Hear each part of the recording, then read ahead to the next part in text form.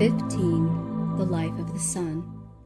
After the great cosmic era of Saturn, which has been described in the preceding pages, there follows that of the Sun.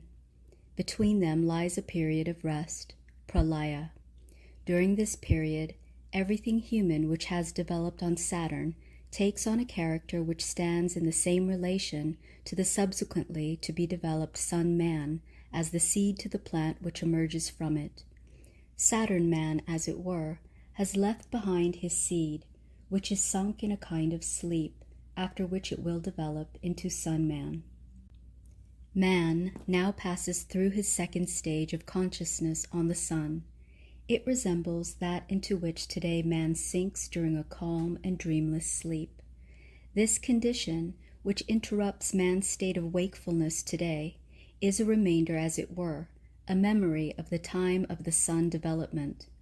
One can also compare it with that dull state of consciousness in which the world of plants exists today.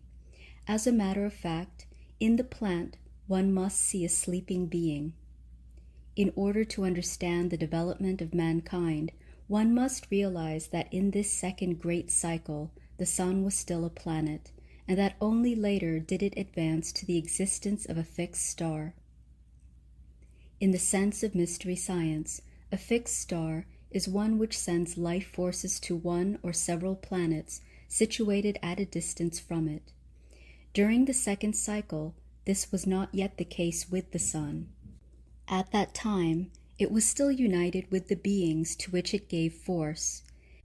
These beings, and also man at his level of development of that time, still lived on it. A planetary Earth, separated from Sun and Moon, did not exist. Everything in the way of substances, forces, and beings which exists on and in the Earth today, and everything which now belongs to the Moon, was still within the Sun. It formed a part of its substances, forces, and beings. Only during the next, third, great cycle did that detach itself from the Sun, which in mystery science is called the Moon. This is not the present Moon, but the predecessor of our Earth, its previous embodiment, reincarnation as it were. This Moon became the Earth, after it in turn had detached from its substance and cast off what one today designates as Moon. In the third cycle, two bodies thus existed in place of the former planetary Sun, namely the fixed star Sun and the split-off planetary Moon. Man and the other beings which had developed as man's companions during the course of the Sun had been taken out of the Sun along with the Moon. The Sun now provided the Moon beings from the outside with those forces which they had previously obtained directly from it as their dwelling place. After the third moon cycle, there occurred another period of rest, pralaya. During this period, the two separate bodies, Sun and Moon, became united and together passed through the condition of the sleeping seed. In the fourth cyclic period, Sun and planetary Moon at first emerged from the obscurity of sleep as one body. During the first half of this cycle, our Earth, along with man and his companions, split off from the Sun. A little later it cast off the present Moon, so there now exist three members as descendants of the former Sun planet. On the Sun planet, man and the other beings mentioned in the course of the discussion of Saturn passed through another stage of their development in the second great cosmic era. The rudiment of the later physical body of man, which had gradually developed on Saturn, emerges like a plant from the seed at the beginning of the Sun cycle. But here it does not remain in the same state in which it was previously. It is permeated by a second, more delicate, but in itself more powerful body, the ether body. While the Saturn body of man was a kind of automaton, quite lifeless, now through the ether body, which gradually permeates it completely, it becomes an animated being. Man thereby becomes a kind of plant. His appearance, however, is not that of the plants of today.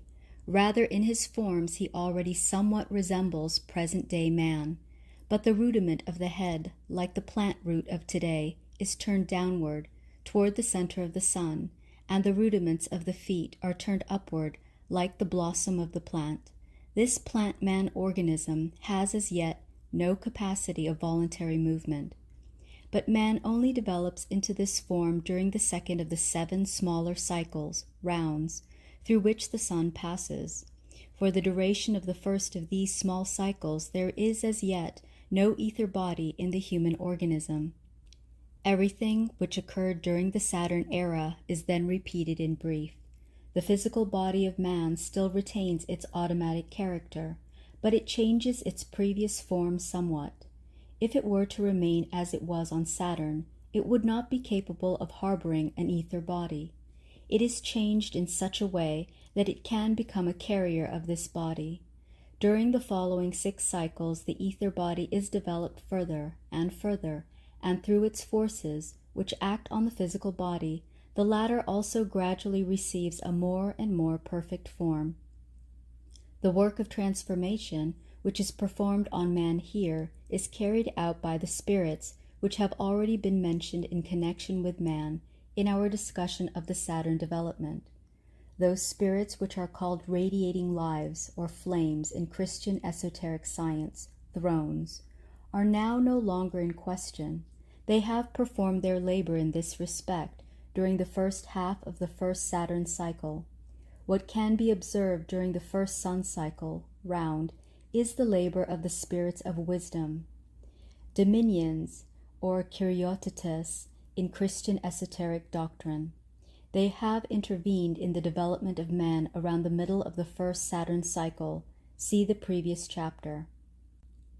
They now continue their labor during the first half of the first sun cycle by repeating in successive stages the wise arrangement of the physical body. A little later, this labor is joined by that of the spirits of motion, dunamis in Christianity, mahat in theosophical literature. Thereby that period of the Saturn cycle is repeated during which the human body received the capacity of motion. It thus again becomes mobile. In the same way the spirits of form, exousiai, those of darkness in Christianity, archai, in theosophy, asuras, then the sons of fire, archangels, and finally the spirits of twilight, angels, lunar pitris, successively repeat their labors. Therewith we have characterized 6 smaller periods of the first course of the sun, of the first solstice. In a 7th of these smaller periods, the spirits of wisdom again intervene. While in their preceding period of labor, they had given a wise structure to the human body, they now bestow on the limbs, which have become mobile, the capacity to render their motion a wisdom-directed one. Previously, it was only the structure which was an expression of inner wisdom. Now the motion, too, becomes such an expression. With this, the first sun cycle attains its end. It consists of 7 successive smaller cycles, of which each one is a short repetition of a Saturn cycle, a Saturn round. In theosophical literature, one has become accustomed to calling these 7 smaller cycles, which make up a so-called round, globes. A round thus takes place in 7 globes. Now, after a period of rest, pralaya, the first sun cycle is succeeded by the second. The individual smallest cycles or globes will be discussed in detail later. At present, we shall proceed to the subsequent course of the sun cycle. At the end of the first, the human body is already prepared for the reception of the ether body, because the spirits of wisdom have given him the possibility of wisdom-filled motion. In the meantime, however, these spirits of wisdom themselves have developed further. Through the labor which they have performed, they have become capable of pouring their substance out of themselves, just as the flames poured theirs out in the beginning of the Saturn cycle, thereby giving the physical body its material basis. The substance of the spirits of wisdom is the ether, that is mobile and power-filled wisdom, in other words, life. The ether or life body of man is thus an emanation of the wisdom spirits. This emanation continues until around the middle of the second sun cycle, when the spirits of motion can again begin with a new activity. Their labor previously could only extend to the physical body of man. Now it is transferred to the ether body, and implants a powerful activity in it. This continues until the middle of the third sun cycle. Then the action of the spirits of form begins. Through them the ether body, which before had had only a cloud-like mobility, receives a definite shape, form.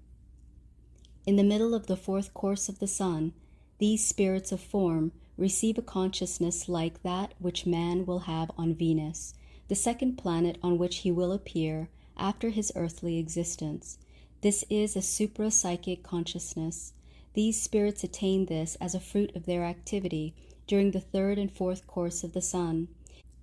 Thereby they acquire the capacity to transform the sensory germs developed during and after the Saturn period, and which until this time were only physical instruments, into animated senses by means of the ether. Through a similar process, the spirits of darkness, in Christianity archai, in Theosophy asuras, have at this time attained the level of psychic consciousness, which man will develop only on Jupiter as conscious image consciousness. Thereby they become capable of acting consciously from the astral world. Now the ether body of a being can be influenced from the astral world. The spirits of darkness did this with respect to the ether body of man. They now implanted in it the spirit of selfhood, independence, and selfishness, as they had previously done in the physical body. One can see how these spirits implanted egoism in all the members of the human entity in turn. At the same time, the sons of fire attained the stage of consciousness which man today possesses as his waking consciousness. One can say of them that they now become men. Now they can make use of the physical human body for a kind of intercourse with the outside world. In similar fashion, the spirits of personality made use of the physical body from the middle of the fourth Saturn cycle on. But they had used the sensory germs for a kind of perception. The nature of the sons of fire, however, is such that they pour the warmth of their soul out into their environment. The physical human body is now so far advanced that they can do this through it. Their warmth acts approximately like the warmth of the hen on the egg which she is hatching. That is, it has a life-awakening power. Everything of such a life-awakening power that lies in man and in his companions was implanted into the ether body at that time by the sons of fire. We are dealing here with the origin of that warmth, which is a condition for the reproduction of all living beings. Later it will become apparent what kind of a transformation this power of warmth went through when the moon split off from the sun. Around the middle of the fifth cycle, the sons of fire have developed so far that they can inoculate the ether body with the capacity which they previously exercised through the physical human body. They now relieve the spirits of personality in the work on this ether body, which thereby becomes the initiator of a reproductive activity. In this period they abandon the physical body to the sons of twilight, in Christianity angels, in Theosophy lunar Pitris. In the meantime, the latter have acquired a dull image consciousness such as man will have on the moon. On Saturn, they had given the ancestor of man a kind of organ of understanding. Now they further develop the physical instruments of the human spirit, which he will consciously use at later stages of his development. Thereby, through the human body, the seraphim can already reveal themselves on the sun before the middle of the fifth cycle in a more complete manner than was possible on Saturn. From the middle of the sixth course of the sun onward, man himself is so far advanced that he can unconsciously work on his physical body. In this respect, he now relieves the sons of twilight. Through this activity and dullness, he creates the first germinal predisposition to the living, spiritual being, which one calls life spirit, buddhi. Only at later stages of his development will he become conscious of this spirit of life, as from the seventh Saturn cycle onward, the thrones voluntarily poured their power into the predisposition to spirit man which was formed at that time. So the cherubim now pour out their wisdom, which thenceforward is preserved for the life spirit of man through all subsequent stages of development. From the middle of the seventh course of the sun onward, the germ of spirit man, Atma, already formed on Saturn, appears again. It combines with the life spirit, Buddhi, and the animated monad, Atma Buddhi, thus comes into being.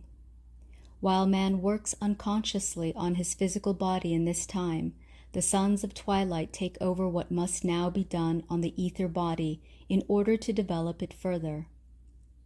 In this respect, they are the successors of the sons of fire.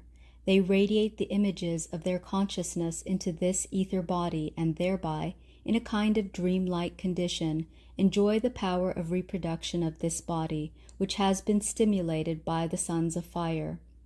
By this they prepare the development of the pleasure in this power, which later on the moon appears in man and in his fellow beings. On Saturn, man's physical body had been formed. The latter was completely lifeless at that time. Such a lifeless body is called mineral by mystery science. One can therefore also say that on Saturn man was mineral, or he passed through the mineral realm. This human mineral did not have the form of a present-day mineral. Minerals as they are at present did not yet exist at that time. As has been shown, this human mineral, which re-emerged from the obscurity of sleep as from a germ, was animated on the sun.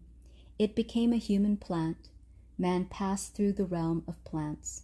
But not all human minerals are animated in this manner. This could not have happened, for the plant man needed the mineral basis for his life. As today there can be no plants without a mineral realm from which they take in their substances, so was it on the sun with respect to the plant man. For the sake of his further development, the latter had to leave a portion of the human rudiments behind at the level of the minerals. Since on the sun conditions were quite different from those of Saturn, these minerals which had been thrust back assumed forms quite different from those they had had on Saturn. Thus, alongside the human plant realm, a second province, a special mineral realm, came into being. It can be seen that man ascends into a higher realm by thrusting a part of his companions down into a lower. We shall see this process repeating itself many times in the subsequent stages of development. It corresponds to a fundamental law of development. Here again, for the sake of greater clarity, we shall give a summary of the facts of development on the sun. The sun is the planet on which develops the second human condition of consciousness, that of dreamless sleep. The physical human body rises to a kind of plant existence through the incorporation of an ether body into it. This development passes through 7 subsidiary stages, smaller cycles or rounds. In the first of these cycles, the stages of development of Saturn are repeated, with respect to the physical body, in a somewhat altered form. At the end of the first cycle begins the pouring out of the ether body by the spirits of wisdom. In the middle of the second cycle, the work of the spirits of motion on this body begins. In the middle of the third cycle, the action of the spirits of form on the ether body has its beginning. From the middle of the fourth cycle onward, this body receives selfhood through the spirits of personality. In the meantime, the physical body has advanced so far through the action of the forces which have been working on it since earlier periods that from the fourth cycle onward, the spirits of fire can elevate themselves to humanity through it. In the middle of the fifth cycle, the spirits of fire which have previously passed through the stage of humanity take over the work on the ether body. The sons of twilight are active in the physical body at this time. Around the middle of the sixth cycle, the work on the ether body is transferred to the sons of twilight. Man himself now works on the physical body. In the course of the seventh cycle, the animated monad has come into existence. 16. Life on the moon. In the universal era of the moon, which follows that of the sun, man develops the third of his 7 states of consciousness. The first had developed during the 7 Saturn cycles, the second during the sun development. The fourth is that which man is at present developing during the course of the earth. 3 others will come into being on subsequent planets. The condition of consciousness of Saturn man cannot be compared with any state of consciousness of present-day man, for it was duller than that of dreamless sleep. The sun consciousness, however, can be compared to this condition of dreamless sleep, or to the present consciousness of the sleeping plant world. But in all these instances one is dealing only with similarities. It would be quite erroneous to think that in the great universal eras anything repeats itself in a completely identical manner. It is to be understood in this way if the moon consciousness is now compared with one with which it has some similarity, namely with that of dream-filled sleep. Man attains the so-called image consciousness on the moon. The similarity consists in that in the moon consciousness as well as in dream consciousness, images arise within a being which have a certain relation to objects and beings of the outside world. But these images are not likenesses of these objects and beings as in present-day man when he is awake. The dream images are echoes of the experiences of the day, or symbolical expressions for events in the dreamer's environment, or for what is taking place in the interior of the dreaming person. Examples of these three types of dream experiences are easy to give. First, everyone knows those dreams which are nothing but confused images of more or less remote daily experiences. An example of the second type would be if the dreamer thinks he perceives a passing train and then upon awakening realizes that it was the ticking of the watch lying beside him which was perceptible in this dream image. An example of the third kind is that it seems to someone that he is in a room where ugly animals are sitting on the ceiling, and upon awaking from his dream, he realized that it was his own headache which expressed itself in this way. If one now wants to attain a conception of the moon consciousness on the basis of such confused dream images, one must realize that while the image-like character is also present there, complete regularity instead of confusion and arbitrariness prevails. It is true that the images of the moon consciousness have even less similarity than the dream images to the objects to which they are related, but on the other hand there is a complete correspondence of image and object. At present in the earth development, the conception is a likeness of its object. Thus, for instance, the conception table is a likeness of the table itself. This is not the case with the moon consciousness. Assume, for instance, that the moon man approaches an object which to him is pleasing or advantageous. Then a colored image of a light tone arises in his soul. When something harmful or displeasing comes near him, he beholds an ugly dark image. The conception is not a likeness, but a symbol of the object which corresponds to it in a quite definite and regular way. Hence the being which has such symbolical conceptions can direct its life in accordance with them. The inner life of man's ancestor on the moon thus took its course in images which have the character of the volatile, the floating, and the symbolical in common with dreams of today, but are distinguished from these dreams by their completely regular character. The basis for the development of this image consciousness in man's ancestors on the moon was the formation of a third member in addition to the physical body and the ether body. This third member is called the astral body. This formation, however, only occurred in the third smaller moon cycle, the so-called third moon round. The first two revolutions of the moon must be seen merely as a repetition of what took place on Saturn and on the Sun. But this repetition must not be imagined as a reenactment of all the events which took place on Saturn and on the Sun.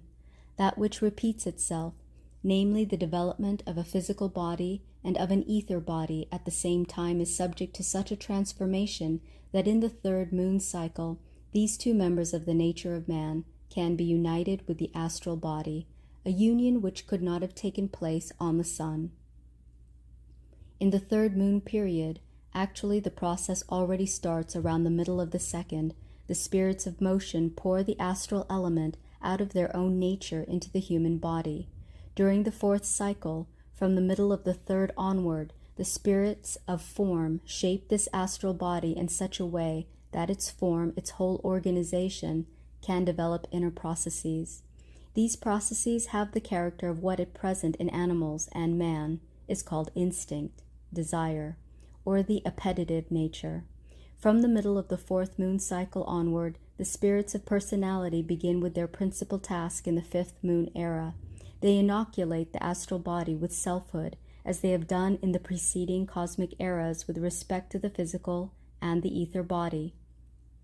But in order for the physical and the ether body to be so far advanced that they can harbor an independent astral body at the time indicated, that is, in the middle of the fourth moon cycle, they must first be brought to this point by the shaping spirits in the successive stages of development. This takes place in the following manner. The physical body is brought to the necessary maturity in the first course of the moon round by the spirits of motion, in the second by those of form, in the third by those of personality, in the fourth by the spirits of fire, and in the fifth by those of twilight. To be exact, this labor of the spirits of twilight takes place from the middle of the fourth moon cycle onward, so that at the same time that the spirits of personality are engaged on the astral body, the same is the case with the spirits of twilight with respect to the physical body. In regard to the ether body, the following is the case. Its necessary qualities are implanted in it in the first course of the moon by the spirits of wisdom, in the second by those of motion, in the third by those of form, in the fourth by those of personality, and in the fifth by those of fire. To be exact, this activity of the fire spirits takes place concurrently with the labor of the spirits of personality on the astral body, that is, from the middle of the fourth course of the moon onward into the fifth. If one considers the entire ancestor of man as he developed on the moon at that time, there is this to be said: starting from the middle of the fourth moon cycle, man consists of a physical body in which the sons of twilight perform their labor, of an ether body in which the spirits of fire perform theirs, and finally of an astral body in which the spirits of personality perform theirs. That the spirits of twilight work on the physical body of man in this period of development means that they now rise to the level of humanity, as did the spirits of personality in the same cycle on Saturn and the fire spirits on the sun. One must imagine that the sensory germs of the physical body, which by that time have become further developed, can be used by the spirits of twilight from the middle of the fourth course of the moon onward in order to perceive external objects and events on the moon. Only on the earth will man be so far advanced that from the middle of the fourth cycle onward he can make use of these senses. On the other hand, around the middle of the fifth course of the moon, he reaches the point where he can be engaged unconsciously on the physical body. Through this activity in the dullness of his consciousness, he creates for himself the first germinal predisposition to what is called spirit self, manas. This spirit self attains its full unfolding in the course of the subsequent development of mankind. In its union with Atma, the spirit man, and with Buddhi, the life spirit, it is what later forms the higher spiritual part of man. As on Saturn, the thrones or spirits of will permeated the spirit man, Atma, and as on the sun, the cherubim permeated the life spirit, Buddhi, with wisdom. So now the seraphim accomplish this for the spirit self, manas.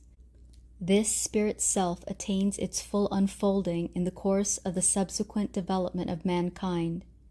In its union with Atma, the spirit man, and with Buddhi, the life spirit, it is what later forms the higher spiritual part of man.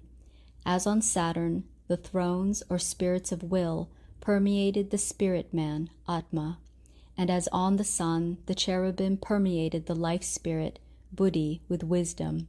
So now the seraphim accomplish this for the spirit self, manas. They permeate it, and thereby implant in it a capacity which at later stages of development on the earth becomes that conceptualizing faculty of man by means of which, as a thinking being, he can enter into a relation with the world which surrounds him. From the middle of the sixth course of the moon onward, the life spirit, Buddhi, From the middle of the 7th onward, the spirit man, Atma, appear again, and these unite with the spirit self, so that at the end of the whole moon era, the higher man has been prepared. Then, together with all else that has developed on the moon, the latter sleeps through a period of rest, pralaya, in order to continue the course of his development on the earth planet, while from the middle of the 5th moon cycle onward into the 6th, man is working on his physical body in dullness. The spirits of twilight are engaged on his ether body, as has been shown through their work on the physical body in the preceding epoch round. They have now prepared themselves for relieving the fire spirits in the ether body, who in turn take over from the spirits of personality the work on the astral body. At this time, these spirits of personality have ascended to higher spheres. The work of the spirits of twilight on the ether body means that they connect their own states of consciousness with the images of the consciousness of the ether body. They thereby implant in these images the joy and the pain which are caused by things. On the sun, the scene of their corresponding activity had still been the merely physical body. Hence joy and pain were there connected only with the functions of this body and with its conditions. Now this becomes different. Joy and pain now become attached to the symbols which arise in the ether body. In the dim human consciousness, the spirits of twilight thus experience a world of emotions. This is the same world of emotions which man will experience for himself in his earth consciousness. At the same time, the fire spirits are active in the astral body.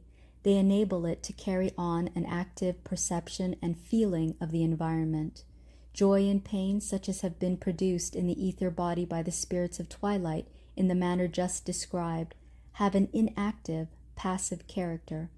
They present themselves as inactive mirrorings of the outside world, but what the fire spirits produce in the astral body are vivid emotions: love, hate, rage, fear, horror, stormy passions, instincts, impulses, and so forth. Because the spirits of personality, the asuras, have previously inoculated this astral body with their nature, these emotions now appear with the character of selfhood, of separateness. One must now represent to oneself how at that time the ancestor of man is constituted on the moon. He has a physical body through which in dullness he develops a spirit self, manas. He has an ether body through which the twilight spirits feel joy and pain. And finally, he possesses an astral body which, through the fire spirits, is moved by impulses, emotions, and passions. But these three members of the moon man still completely lack the object consciousness. In the astral body images flow and ebb, and in these there glow the emotions named above. When the thinking object consciousness will make its appearance on the earth, this astral body will be the subordinate carrier or the instrument of conceptual thinking. Now, however, it unfolds in its own entire independence on the moon. In itself it is more active here, more agitated than later on the earth. If one wishes to characterize it, one can say that it is an animal man. As such, it is on a higher level than the present-day animals of earth. It possesses the qualities of animality in a more complete way. In a certain respect, these are more savage and unbridled than present-day animal qualities. Therefore, at this stage of his existence, one can call man a being which in its development stands midway between present-day animals and man. If man had continued to advance in a straight line along this path of development, he would have become a wild, unrestrained being. The development of earth represents a toning down, a taming of the animal character in man. This is caused by the thinking consciousness. If, as he had developed on the sun, man was called plant man, the man of the moon can be called animal man. That the latter can develop presupposes that the environment also changes. It has been shown that the plant man of the sun could only develop because an independent mineral realm was established alongside the realm of this plant man. During the first two moon eras, rounds, these two earlier realms, plant realm and mineral realm, again emerged from the darkness. They are changed only in that they both have become somewhat coarser and denser. During the third moon era, a part of the plant realm splits off. It does not take part in the transition to coarseness. It thereby provides the substance out of which the animal nature of man can be formed.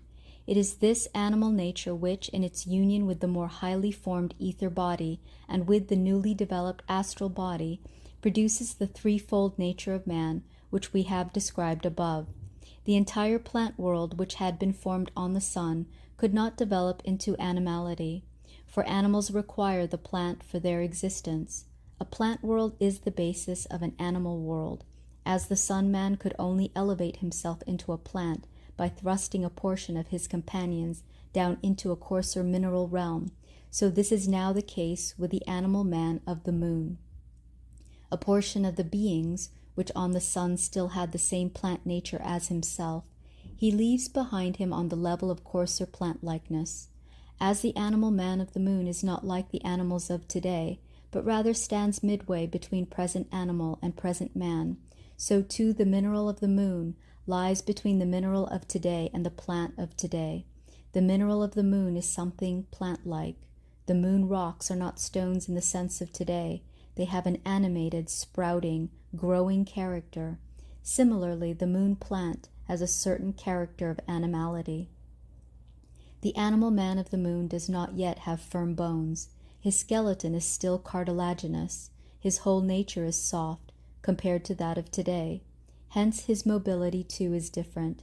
His locomotion is not a walking, but rather a leaping, even a floating. This could be the case because the moon of that time did not have a thin, airy atmosphere like that of present-day Earth, but its envelope was considerably thicker, even denser than the water of today. He moved forward and backward, up and down in this viscous element. In this element also lived the minerals and animals from which he absorbed his nourishment. In this element was even contained the power which later on the earth was wholly transferred to the beings themselves, the power of fertilization. At that time man was not yet developed in the form of two sexes, but only in one. He was made out of his water air. But as everything in the world exists in transitional stages, in the last moon periods, two-sexedness was already developing in a few animal man beings as a preparation for the later condition on the earth. The 6th and 7th moon cycles represent a kind of ebbing of all the processes we have described, but also the development of a kind of overripe condition until the whole enters the period of rest, pralaya, in order to pass in sleep into the existence of earth. The development of the human astral body is connected with a certain cosmic process, which must also be described here, when after the period of rest, which succeeds the cosmic era of the sun, the latter again awakes and emerges from the darkness, then everything which lives on the thus developing planet still inhabits it as a whole, but this reawakening sun is nevertheless different from what it was before. Its substance is no longer luminous through and through as it was previously. Rather, it now has darker portions.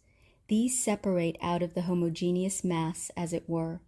From the second cycle, round, onward, these portions appear more and more as an independent member.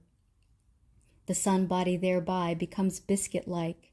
It consists of two parts, a considerably larger and a smaller one, which, however, are still attached to one another by a connecting link. In the third cycle, these two bodies become completely separated. Sun and moon are now two bodies, and the latter moves around the former in a circular orbit. Together with the moon, all of the beings whose development has been described here leave the sun. The development of the astral body alone takes place on the split-off moon.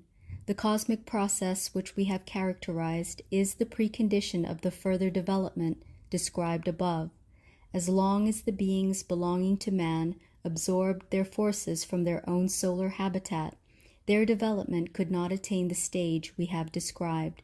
In the fourth cycle, round, the moon is an independent planet, and what has been described concerning that period takes place on this moon planet. Here again we shall present the development of the moon planet and of its beings in a clearly summarized form. The moon is that planet on which man develops the image consciousness with its symbolical character. During the first 2 cycles, rounds, the moon development of man is prepared through a kind of repetition of the Saturn and Sun processes. In the 3rd cycle, the human astral body comes into being through an outpouring of the spirits of motion. Concurrently with this process, the moon splits off from the reawakened unified sun body and revolves around the rest of the sun. The development of the beings connected with man now takes place on the moon. In the 4th cycle, the spirits of twilight inhabit the human physical body and thereby elevate themselves to the level of humanity. The developing astral body is inoculated with independence by the spirits of personality, asuras. In the 5th cycle, man begins to work in dullness on his physical body. Thereby the spirit self, manas, joins the already existing monad. In the ether body of man, a kind of joy and pain develop during the moon existence, which have a passive character. In the astral body, on the other hand, develop the emotions of rage, hate, the instincts, passions, and so forth. The 2 former realms, the plant and the mineral realm, which are thrust down to a lower level, are now joined by the animal realm, in which man himself exists at this time.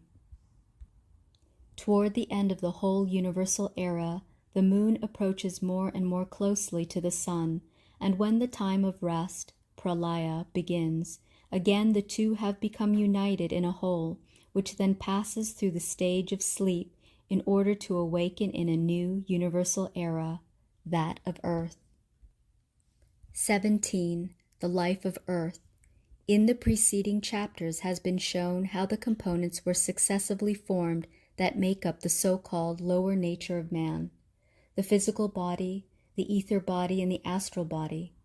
It has also been described how, with the appearance of a new body, the old ones must always be transformed so that they can become carriers and instruments of the one formed later. An advance of human consciousness is also associated with this progress. As long as the lower man has only a physical body, he possesses merely an utterly dull consciousness, which is not equivalent even to that of dreamless sleep of the present, although for man of today, this latter state of consciousness is in fact an unconscious one. In the time when the ether body appears, man reaches the consciousness which is his today in dreamless sleep. With the formation of the astral body, a dim image consciousness makes its appearance, similar to but not identical with the one man at present ascribes to himself while he is dreaming. The 4th, the current condition of consciousness of earth man, will now be described.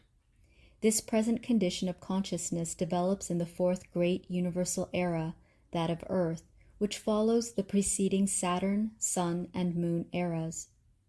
On Saturn, the physical body of man was developed in several stages.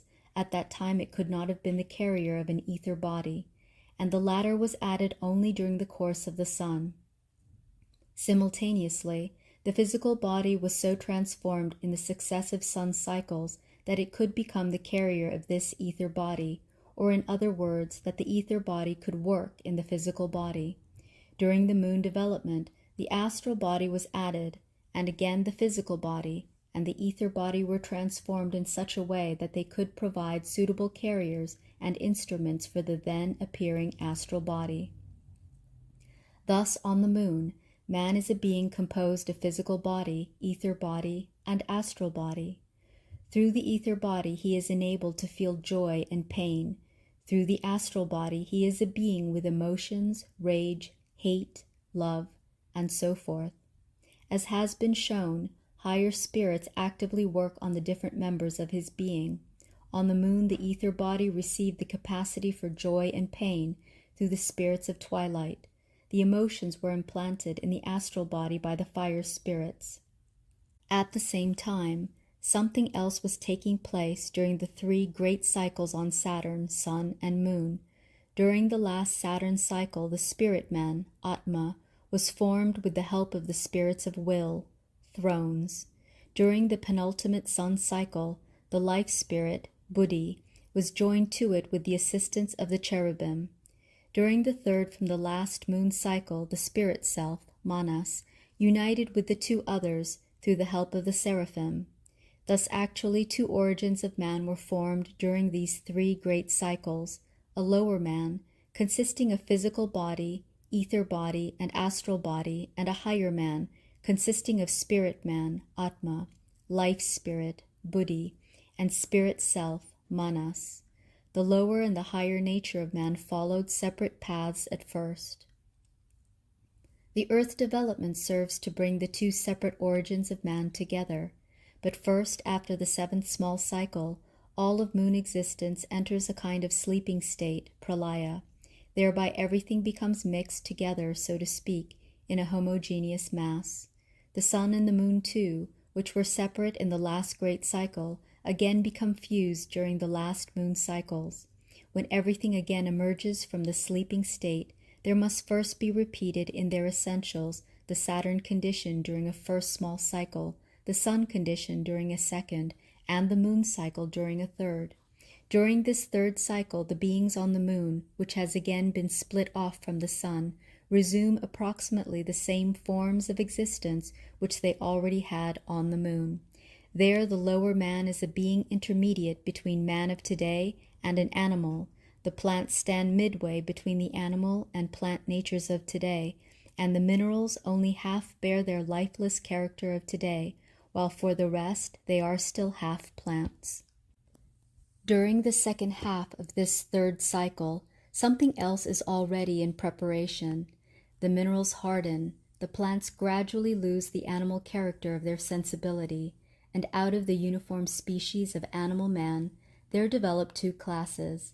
One of these remains on the level of animality, while the other is subjected to a division of the astral body into two parts.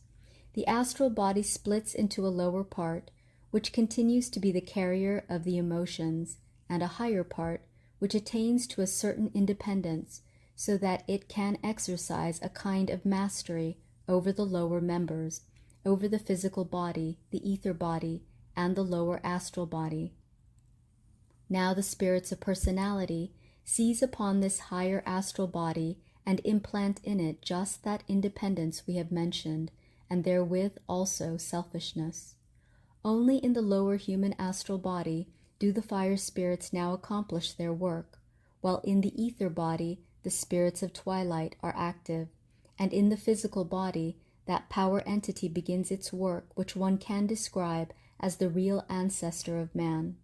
It is the same power entity which formed the spirit man, Atma, with the help of the thrones on Saturn, the life spirit, Buddhi, with the assistance of the cherubim on the sun, and the spirit self, Manas, together with the seraphim on the moon.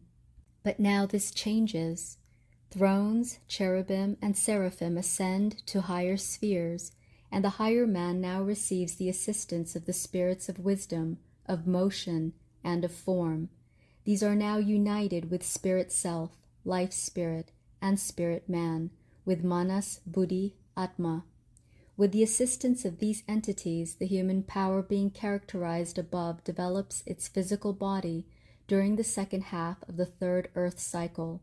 It is the spirits of form which act here in the most significant way. They already form the human physical body so that it becomes a kind of precursor of the later human body of the fourth cycle, the present one, or the fourth round. In the astral body of the animal beings which have been left behind, it is exclusively the fire spirits which remain active, while in the ether body of the plants it is the spirits of twilight.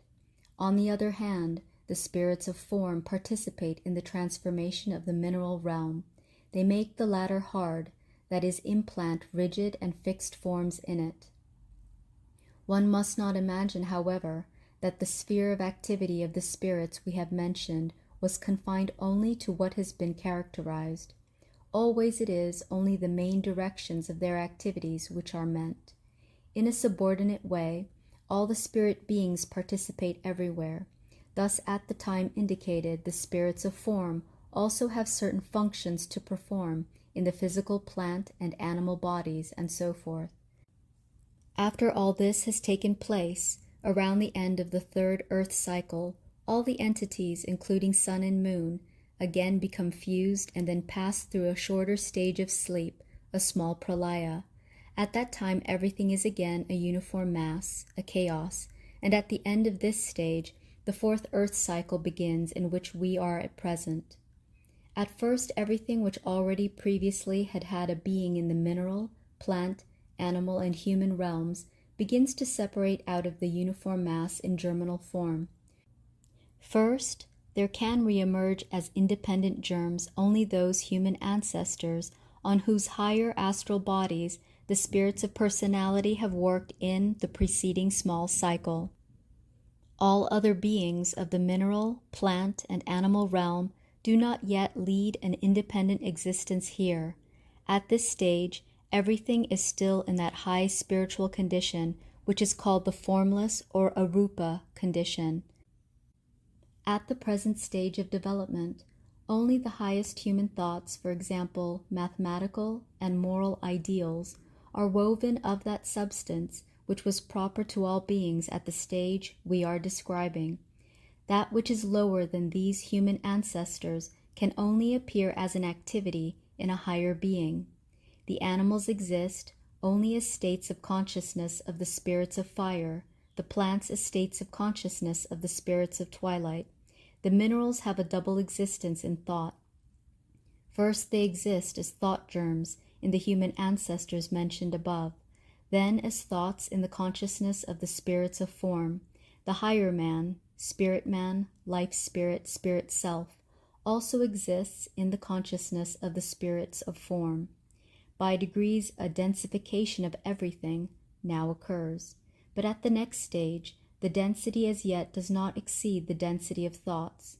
At this stage, however, the animal beings which originated in the preceding cycle can emerge. They separate out of the consciousness of the fire spirits and become independent thought beings. This stage is called that of the formed or rupa condition.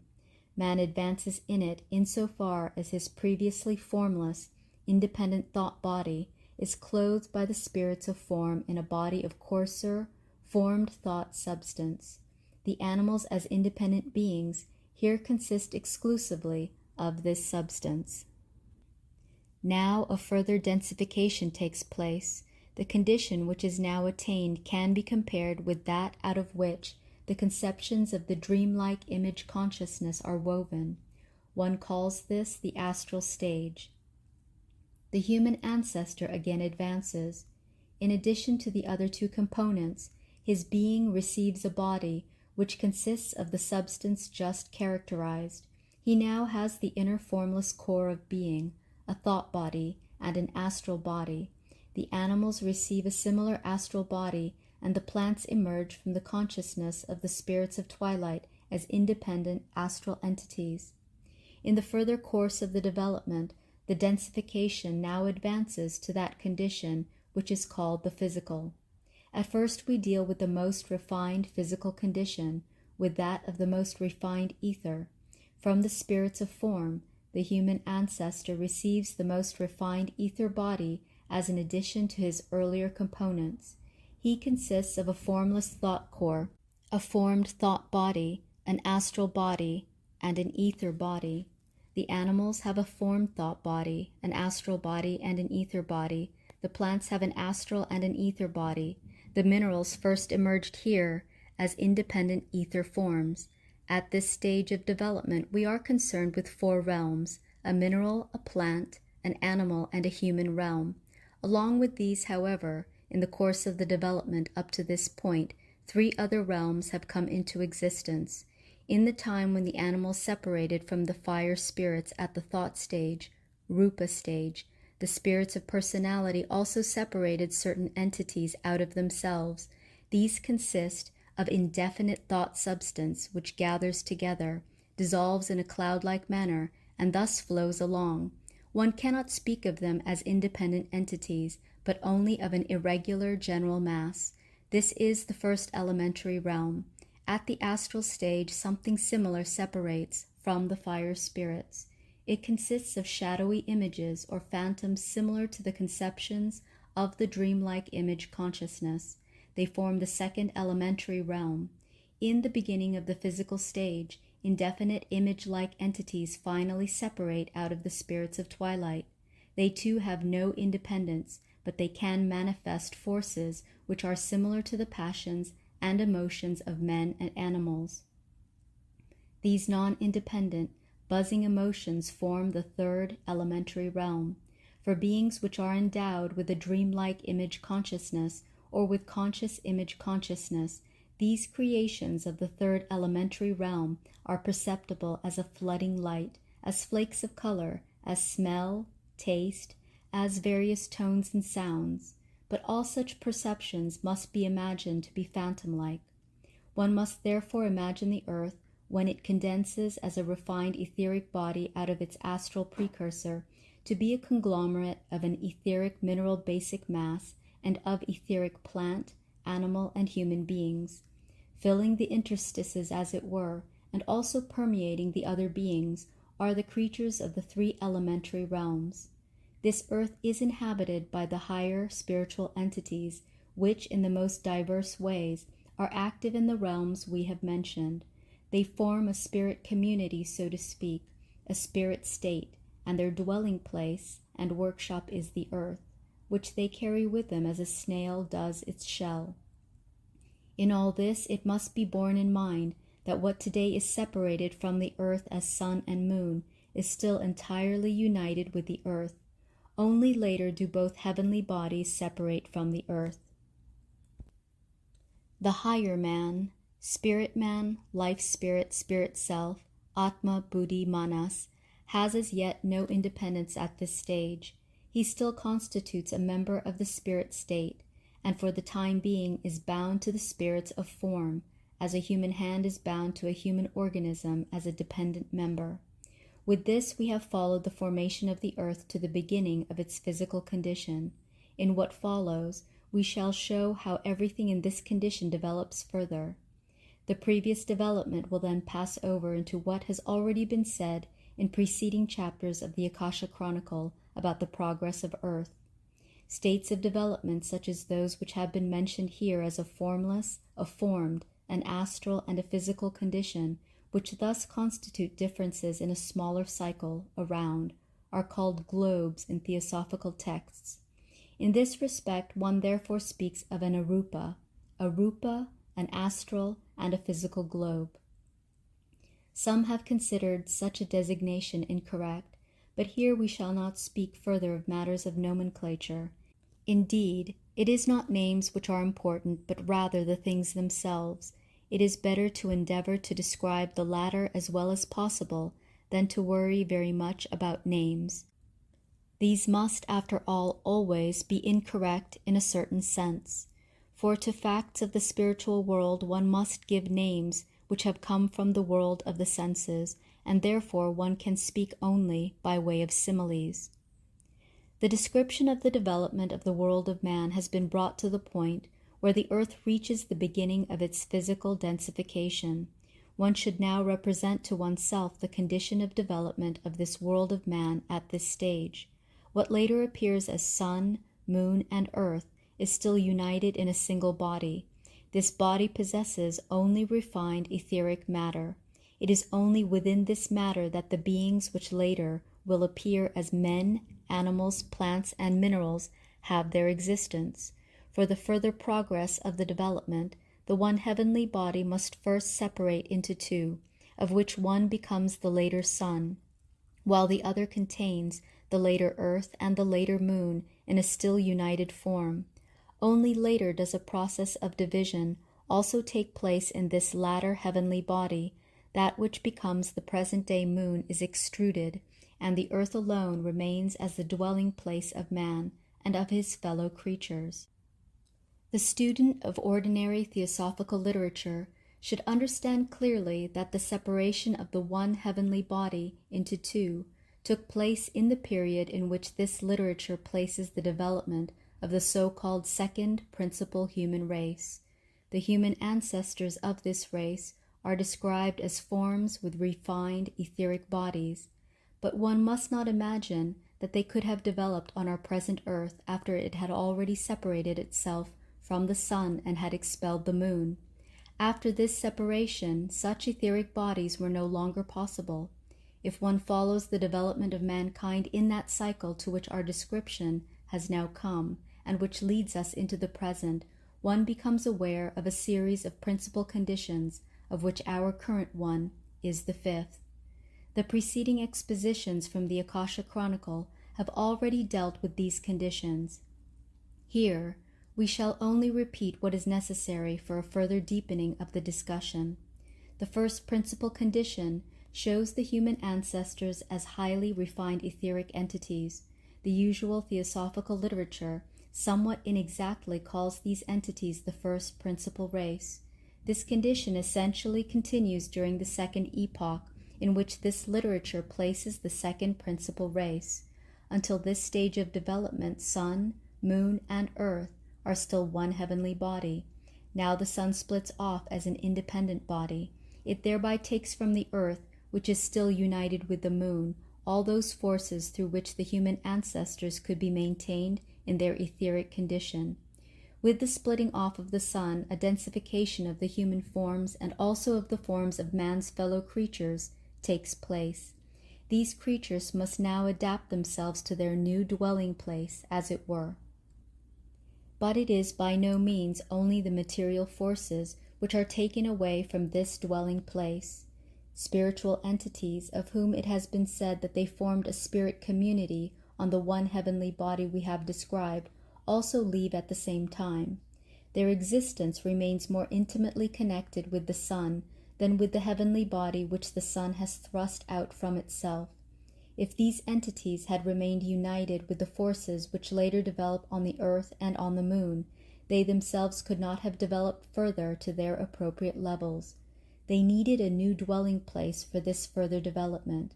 This is provided for them by the sun, after it, so to speak, has cleansed itself of the earth and moon forces. At the stage at which these beings now are, they can act on earth and moon forces only from the outside, from the sun. One can see the reason for the separation we have described. Until this time, certain entities which are higher than man have gone through their development on the one heavenly body characterized above. They now lay claim to a part of it for themselves, and leave the rest to man and his fellow creatures. The consequence of the splitting off of the sun was a radical revolution in the development of man and of his fellow creatures. They fell, as it were, from a higher level of existence to a lower. They had to do this, for they lost the immediate connection with those higher beings. They would have entered entirely into a blind alley in their own development if other universal events had not taken place, through which progress was stimulated anew and the development directed into quite different channels. With the forces which at present are united in the split-off moon, and which at that time were still within the earth, further progress would have been impossible.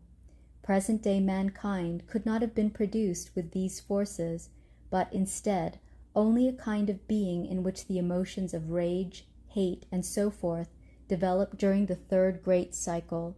The moon existence would have increased to the point of the immoderate and animal. During a certain period, this was in fact the case. The immediate consequence of the splitting off of the sun was the arising of the third principal condition of the ancestors of man, which, in theosophical literature, is designated as the third principal race, the Lemurian. Again, the designation race for this condition of development is not an especially fortunate one, for in a real sense the human ancestors of that time cannot be compared with what today one designates as race. One must be completely clear about the fact that the evolutionary forms of the distant past as well as of the future are so entirely different from those of today that our present appellations can only serve as makeshifts and really lose all meaning in relation to these remote epochs. Actually, one can only begin to speak of races in connection with the development attained in about the second third of the third principal condition identified above, the Lemurian. Only then is formed what today one calls races. This racial character is retained in the period of the Atlantean development and further into our time of the fifth principal condition. But already at the end of our fifth era, the word race will again lose all sense. In future, mankind will be divided into parts which it will be impossible to designate as races. In this respect, ordinary theosophical literature has caused much confusion. This has especially been done by Sinnott's Esoteric Buddhism, the book which, on the other hand, has the great merit of having been first to popularize the theosophical world outlook in recent times. In this book, the universal development is described as if, throughout the cosmic cycles, the races forever repeated themselves in the same way. But this is by no means the case.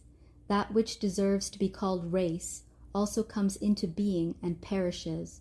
One should only use the expression race for a certain span in the development of mankind.